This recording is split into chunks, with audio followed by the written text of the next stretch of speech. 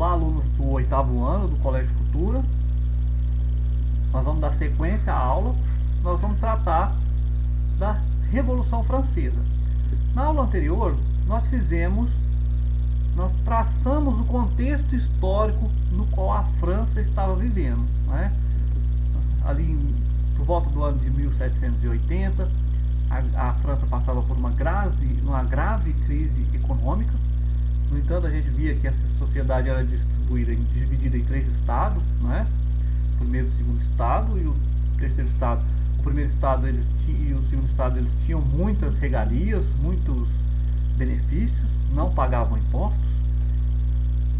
Ao passo que o terceiro estado acaba com todos os custos da corte, da nobreza, né? E do clero. Então é essa sociedade estamental que a gente está vivendo, a sociedade do antigo regime. Sociedade essa que foi tão criticada pelos iluministas.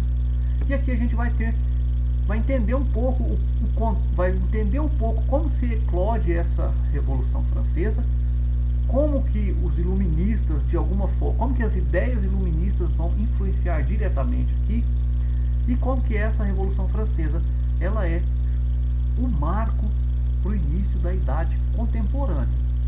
Então a gente alguns elementos aí nós já fizemos, podemos dizer assim, um rascunho, né, desse contexto, de tudo que a gente já viu, um rascunho da influência que a Revolução Francesa tem nos nossos dias atuais, né, eu já mencionei isso na aula passada, e a gente vai dar sequência à aula, né? Então aqui a introdução. Foi um conjunto de eventos que, de 1789 a 1799, alterou o quadro político, econômico e social da França. Então a gente tem que falar o seguinte: antes da Revolução, a França era caracterizada pelo antigo regime, que a gente falou, ou seja, absolutismo monárquico, mercantilismo e a sociedade estamental. Correto? A Revolução rompeu com o antigo regime que dominava a Europa desde o século XV. Então a gente tem que entender que quando a gente fala a palavra revolução, é construir, como se a gente destruísse as bases e construísse uma nova sociedade. É isso que é uma revolução. Por isso que a Revolução Francesa ela tem esse caráter, porque ela acaba com um sistema e constrói um novo sistema. Não é uma reforma. Se fosse uma reforma, mexeria algumas coisas aqui e ali, mas não, é uma revolução, né? A Revolução rompe com o antigo regime. A Revolução inspirou reformas em outros países, além de ter influenciado na independência das colônias espanholas e também na proclamação da independência do Brasil, né? Embora seja uma revolução burguesa, houve forte participação popular. Então, por que é uma revolução burguesa? Porque nesse contexto aqui, a burguesia ela tem o quê? Ela tem muito poder econômico. E ela quer o quê? Ela quer que cada vez menos o Estado interfira na economia. Ela quer ir contra essa economia mercantilista, onde o rei comanda a economia, onde o rei está interessado em cobrar impostos, altos impostos, para fortalecer o seu exército, para ir buscar novas riquezas, onde o rei quer ter todo o poder para si, para abastecer as cortes. Então essa arrecadação de impostos, essa intervenção do Estado, nesse período aqui, ela é um problema para a burguesia. E a burguesia, que são os comerciantes, que estão em um momento de crescimento, que estão tendo uma participação econômica ativa e não tem participação política. Então é aí que começa a surgir a revolta. Então, além disso, representa o momento em que a burguesia, já detentora do poder econômico, atinge o poder político. Então aqui ela começa a mostrar a reivindicar esse poder político. Então no momento ali ela tem o poder econômico e não tem o poder político. Dentre as principais causas da Revolução Francesa, podemos destacar o custo da monarquia, né? Que o Luís XVI e sua corte gastavam enormes quantias para sustentar seus privilégios, aquilo que eu falei, né? O primeiro e o segundo estágio tinham muitos privilégios, E aqui a gente também já adiantou, as ideias iluministas também influenciaram o desejo por reformas políticas e econômicas. Os ideais de liberdade, igualdade e fraternidade acabaram estampados nas cores da bandeira e também no hino da França. O gasto com guerra pesou na economia do país. A França participou da Guerra da Independência dos Estados Unidos e perdeu a Guerra de 7 anos contra a Inglaterra. Então essas as causas a gente já falou no vídeo anterior. Além disso, o quadro econômico da França era péssimo, né? A fome ameaçava a população, secas prejudicavam a agricultura e acentuava a miséria. Havia escassez de alimento que aumentava ainda mais a revolta da população. Então pensa bem, o país está passando por uma grave crise econômica, uma grave crise de produção de alimentos, a população passando fome e a corte com seus altos privilégios, né? A corte e a nobreza, tudo isso vai pesar. A divisão da sociedade francesa também pode ser considerada causa da revolução, pois não havia mobilidade e a posição social dependia do nascimento, ou seja, aquela característica do antigo regime que a gente trabalhou lá nos iluministas, que é o que? A sociedade estamental. Sua definição, não há uma mobilidade social. Se você nasce um camponês, você vai morrer um camponês. Se você nasce um burguês, você vai, aqui, né, no caso aqui já começa a ter os burgueses, mas é isso. No século XIII, a burguesia se sentia prejudicada pela intervenção do Estado na economia, foi o que eu já falei no mercantilismo, né, a gente discutiu isso em sala. Politicamente, o reinado de Luís caracterizava uma monarquia absolutista, poder limitado, de origem divina, ou seja, essa questão da origem divina do poder é que não se questionava essa origem desse poder do rei. Então, assim, olha, desde o século XV, essa estrutura de poder vem sendo legitimada pela Igreja Católica com o ideal de que, olha, se foi Deus e o rei é o representante de Deus na Terra, não se questiona isso. Pelo menos não se questionava, né? Então aqui a gente tem a divisão da sociedade. A sociedade francesa é estamental, dividida em 3 estados ou ordem sem mobilidade social.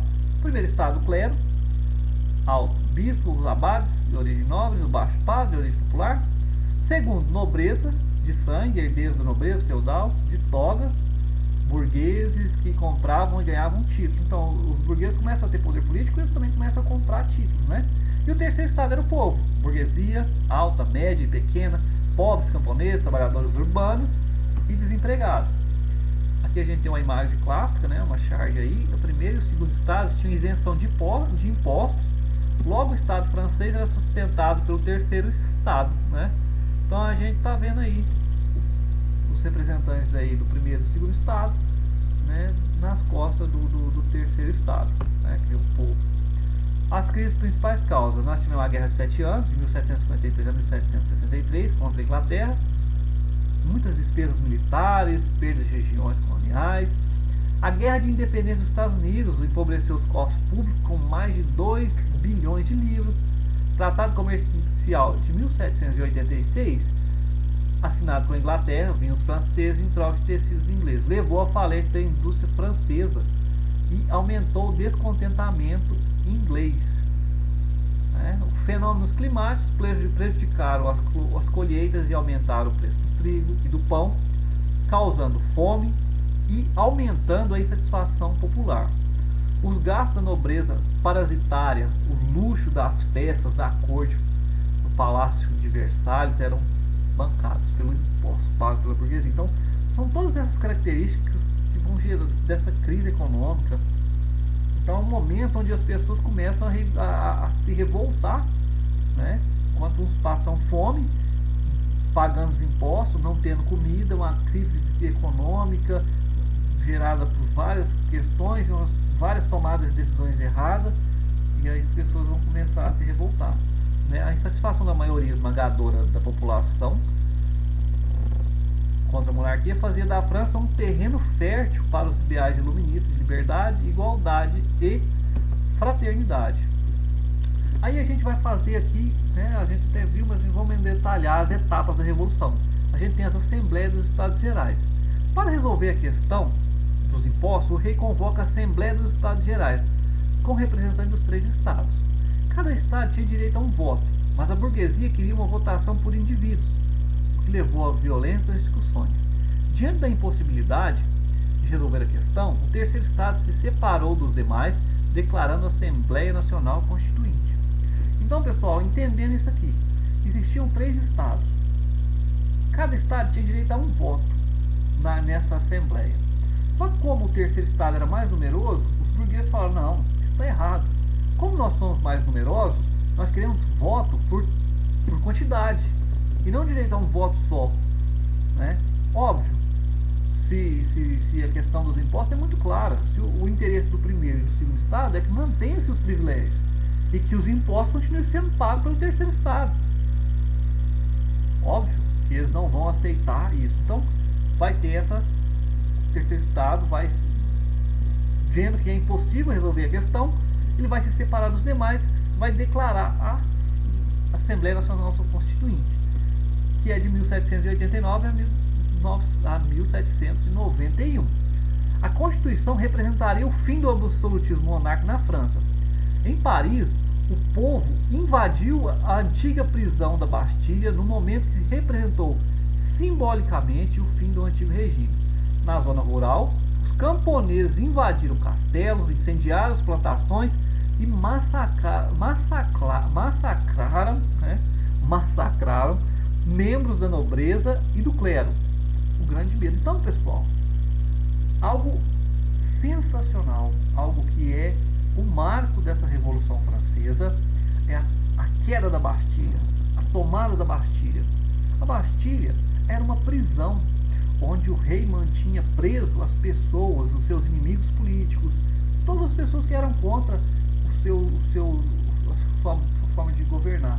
Então ali tá todos os inimigos da monarquia estão dentro dessa prisão. Então aqui a queda da Bastilha, a prisão do governador de 1790, exposta no museu. Então, na sequência, decisões da Assembleia Nacional Constituinte. A declaração dos direitos do homem e do cidadão. Todos têm direito à liberdade e à defesa da propriedade privada. Extinção dos privilégios feudais da nobreza. Aprovação da Constituição Civil do clero. Confisco das terras da igreja. Subordinação de seus membros ao Estado francês. Promulgação da Constituição de 1791, que estabelecia o voto censitário e a tripartição dos poderes. Ou seja, olha para vocês verem, Declaração do Direito do Homem e do Cidadão, ou seja, exigindo o direito à liberdade e a defesa da propriedade privada, ideais iluministas. Então, a extinção dos privilégios feudais da nobreza, olha, né, todos os ideais iluministas. Aqui, pessoal, é bom a gente perceber, quando a gente fala dessa declaração dos direitos humanos, dos direitos do homem e do cidadão, aqui a gente tem um princípio dos direitos humanos, o princípio dessa declaração universal dos direitos humanos. Embora hoje a gente tenha que fazer sempre essa reflexão, eu acho importante que vocês busquem esse documento, compreendam esse documento e traga por dias atuais para a gente tentar entender o que são os direitos humanos. Os direitos humanos é algo inalienável, ou seja, inalienável é inegociável. Nós somos seres humanos, nós temos esses direitos. Embora muitos trabalhem com a ideia de que os direitos humanos só defendam vagabundos, não sei o que, não é isso, gente. São os direitos humanos que devem ser assegurados pela Constituição.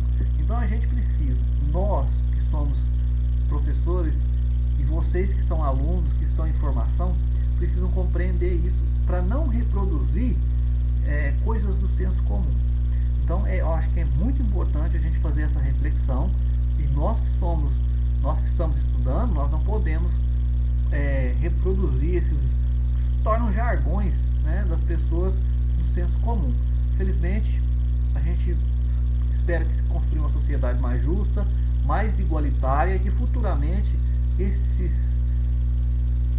desconhecimento não se perpetue na sociedade. Então, fica aí esse parêntese aí, porque a gente, como professor, a gente sempre trabalha essa ideia de pegar a relação passado e presente, e é isso que eu faço sempre quando a gente pega esse tema. Então, esse tema está aí, a gente está discutindo, a gente está entendendo a situação da França, a transformação social que vai passar, a a Revolução Francesa nos moldes, naquilo que, aquilo que historicamente a gente apreende, mas também a gente não pode perder de vista aquilo que é herança cultural desse momento. Então a gente debateu em sala de aula a herança da tripartição dos poderes, a nossa república, o direito ao voto, os direitos humanos, as constituições, né? Então essa divisão dos poderes sem a necessidade de ter um ditador com todo o poder ou um rei absolutista, né? Então a construção da sociedade igualitária e justa, ela passa por essas discussões. Então vamos continuando com essas. É sempre bom a gente fazer, embora a aula tenha que ser rápida, não dá pra gente não fazer esse parênteses aqui, né? Então aqui é a Declaração dos Direitos do Homem e do Cidadão. Eu peço que vocês procurem esse documento, leiam, né? Vai ser importante para a formação. A gente fazer uma discussão, depois a gente pode até fazer um trabalho sobre isso, né? Então a monarquia constitucional. Luís XVI aceitou a Constituição, mas foi pego ao tentar fugir com sua família para a Áustria e preso no Palácio de Tulherias. A monarquia absolutista na Europa começaram a organizar uma ofensiva contra a França e, diante da invasão prussiana, a Assembleia convocou todos os cidadãos à guerra. A multidão enfurecida invadiu o local onde o rei estava preso, considerando um traidor. Os revolucionários aboliram a monarquia e proclamaram a república. Aí uma imagem, né, uma pintura, a invasão do Palácio de Tulherias, 10 de agosto de 1792. A segunda fase da convenção. A convenção decidiu, por votação, mandar o rei deposto, cidadão Luís XV, à guilhotina. A execução do rei levou as nações absolutistas, Áustria, Prússia, Espanha, reinos italianos, Países Baixos e Inglaterra, a formar a primeira coligação contra a França. Dentro da França houve antirrevolucionários de camponeses, instigados por padres e reacionários e pela pequena nobreza judeia. Em junho de 1793 tem início a República Jacobina, o terror, quando Sans-Culotte e os jacobinos invadiram a convenção e prenderam os líderes girondinos. Então, pessoal, a gente tem dois momentos da República. Tem o momento dos girondinos e os jacobinos, né? A segunda fase. Seus membros foram acolhidos por sufrágio universal masculino e pertenciam aos seguintes partidos. Girondinos sentavam-se à direita da Assembleia, que representava a alta burguesia. Os jacobinos sentavam-se à esquerda, na parte mais alta da Assembleia, e defendiam os interesses da pequena burguesia e do sans-culotte. Planície ou planalto, sem posição política definida, sentava-se ao centro da Assembleia, na parte mais baixa. Pessoal, aqui abrindo um parênteses para a gente discutir, é aqui que surge a ideia de partidos de esquerda e partidos de direita. E a base para essa discussão, né, tem essa divisão, ainda continua, né? Os interesses da burguesia são diferentes dos interesses do povo, né? De modo bem genérico, né? As discussões em relação à direita e à esquerda ela é muito maior, porque o mundo transformou muito, ao passo que as nossas relações econômicas, sociais, elas se transformaram, e a gente tem que ter isso aí a gente vai entender melhor quando a gente entrar no capitalismo, né? Que aí a gente vai entender essa formação desse novo mundo, né? O mundo contemporâneo. A República Jacobina, ela durou de junho de 1793 a julho de 1794, perdão. Houve a criação do Tribunal Revolucionário, que julgava os opositores da Revolução e condenava-os à morte na guilhotina. Houve a criação do ensino público e gratuito, a abolição da escravidão na colônia, tabelamento dos preços dos alimentos e a instituição do sufrágio universal do voto masculino. Com o tempo, os jacobinos vão perder a possibilidade, perderam a popularidade, graças à carnificina das execuções, e que levou à volta dos girondinos ao poder no golpe de 9 de termito. Então, reação termidoriana. Então, aqui a gente tem a imagem, a figura de Robespierre, que foi um grande revolucionário e que muitos historiadores dizem que se Robespierre soubesse o final dele, ele não teria entrado nessa revolução. Mas aí está, a execução de Robespierre na guilhotina e a anulação das medidas populares tomadas pelos jacobinos, restabelecimento da liberdade de preço e promulgação de uma nova Constituição, que estabelecia que o poder executivo seria exercido pelo diretório, além do retorno do voto censitário. Né? E aí a gente tem aqui, entrando na fase após a queda de Robespierre, a alta burguesia volta ao poder disposta a consolidar suas conquistas. Em agosto de 1795 foi criado o diretório, no qual 5 membros, chamados de diretores, exerciam o poder executivo. Esta fase encerrou em 1799, faltou um ali, né? A crise econômica agrava-se a cada dia e a corrupção aumentava e faltava alimento. Com o passar do tempo, o governo do diretório foi ficando cada vez mais enfraquecido, com a França imersa no caos e sob a ameaça de ataques internos e externos. A burguesia articulou entregar o poder a alguém influente e poderoso. Esse alguém foi o jovem general Napoleão Bonaparte, que a partir de 1799 começou a governar a França. Né? Teve o diretório de 1795 a 1999 teve maioria girondina e sofreu teve a maioria girondina e sofreu oposição dos jacobinos e dos monarquistas. Enfrentou tentativas de golpe dos dois grupos, como a conspiração dos iguais, cujo líder jacobino foi preso e guilhotinado pelos girondinos. Né? Externamente, a França ainda enfrentava com sucesso os países absolutistas e começou a se destacar o gênio militar Napoleão Bonaparte. Para consolidar sua república burguesa, os girondinos apoiaram o golpe de 18 de maio. Bonaparte derrubou o diretório e constituiu o consulado. Aí, pessoal, a nossa próxima matéria vai ser sobre esse governo do Napoleão Bonaparte. A gente vai encerrar a aula por aqui e eu vou deixar como atividade para vocês os exercícios da página 399, 400,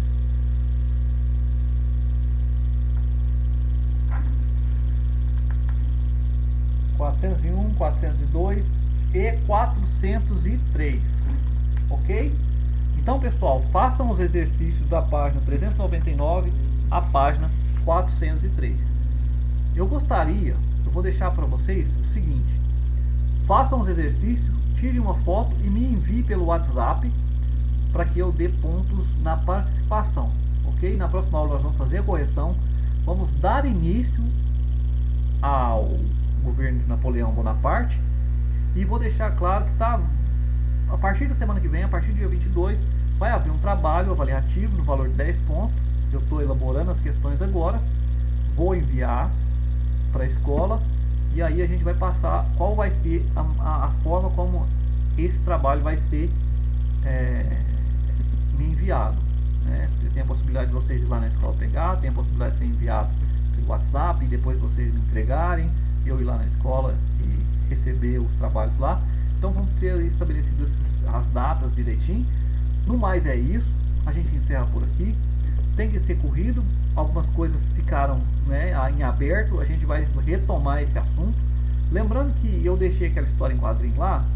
Se vocês conseguiram ler, me manda no meu privado o que vocês acharam da história. Se vocês querem que eu faça um vídeo debatendo a história, conversando sobre aquela história em quadrinho, se vocês tiverem interesse, a gente tem mais história em quadrinho para trabalhar. Eu sei que eu gostaria de fazer isso em sala, que seria interessante, mas como não há possibilidade nesse momento a gente fazer isso, eu acho que a gente poderia até fazer uma aula extra falando sobre quadrinhos, sobre a importância dele como veículo de construção de conhecimento, como fonte histórica, e analisar ali as questões ali.